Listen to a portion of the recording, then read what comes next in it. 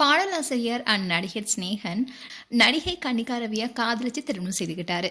இவங்களுக்கு போன வருடம் தான் இரட்டை பெண் குழந்தை பிறந்தாங்க. இந்நிலையில அந்த குழந்தைகளான காதல் கவிதையுடைய முதல் பிறந்தநாளை ரொம்பவே கோலாகலமா கொண்டாடி இருக்காங்க. இந்த வீடியோ தான் இப்போ வைரல் ஆயிட்டு வருது. புத்தம் புது பூவே படத்துல பாடல் எழுதியதன் மூலமா சினிமாவில் பாடலாசிரியரா அறிமுகமானாரு ஸ்னேகன். இந்த பாடலை தொடர்ந்து தான் பல ஹிட் சாங் கொடுத்திருக்காரு. இவர் பாடல் ஆசிரியரா 2500க்கும் மேல பாடல்களை எழுதியிருக்காரு. இயக்குனர் அமீர் நடித்த யோகி என்ற படத்தின் மூலமா நடிகராகவும் அறிமுகமானாரு. அது மட்டும் இல்லாம இயக்குனர் அமீர் நடித்த யோகி என்ற படத்தின் மூலமா நடிகராகவும் அறிமுகமானாரு. திரைக்கு பின்னாடி பாடல் ஆசிரியரா மட்டுமே ஜொடிச்சிட்டு இருந்த ஸ்னேகனை மக்கள் மத்தியில பிரபலமாக்கியது என்னமோ பிக் பாஸ் சீசன் 1 தான். இந்த நிகழ்ச்சியில 2வது இடத்தை பிடிச்சிருந்தாரு.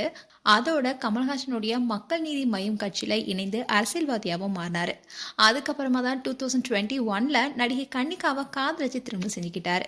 இவங்க 2 பேரும் பல வருடங்களா காதலிச்சுட்டு வந்த நிலையில தான் பெற்றோருடைய சம்மதத்துடன் நடிகர் கமல்ஹாசன் தாலி எடுத்து கொடுக்க அவருடைய தலைமையில திருமணமும் நடந்துச்சு. இவங்க 2 பேருக்கும் திருமணமாகி 4 வருஷத்துக்கு அப்புறமா போன வருடம் தான் கன்னிகாவுக்கு இரட்டை பெண் குழந்தை பிறந்தாங்க.